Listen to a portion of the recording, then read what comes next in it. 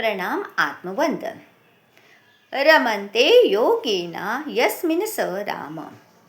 ज्याच्यात योगी लोकांचे मन बुद्धी रमण करते ते अंतर्यामी सर्वव्यापक अनंत ब्रह्मांड नायक चैतन्य श्रीराम आहे.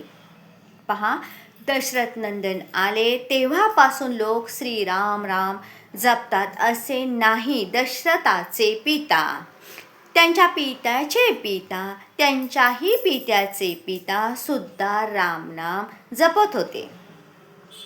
वेदांमध्येही रामनामाचा महिमा आहे, ओंकाराचा महिमा आहे.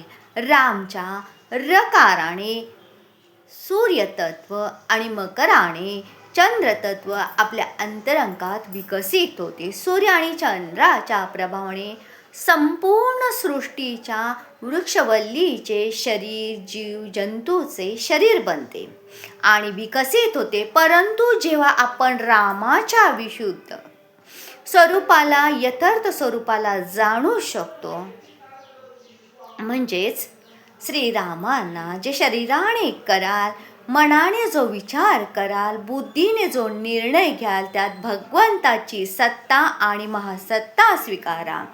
चरित्र गुणातस्य शतकोटी प्रविस्तर एकेकमक्षर पोसा महापातकनाशनम.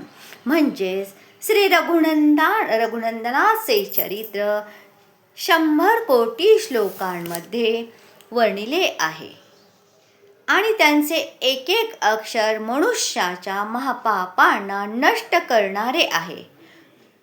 तप्त मानव समाजाला आत्मतृप्ती देणाऱ्या, आत्मरसाचा प्रसाद वाटणाऱ्या, आत्मनिर्भर राहण्याच्या पौरुषाची प्रेरणा देणाऱ्या श्रीरामांच्या चरणी कोटी कोटी आत्मवंदन. रघुपती राघव राजा राम, पतित पावन सीताराम, जानकी जीवन स्मरण, जय सियावर रामचंद्र की जय.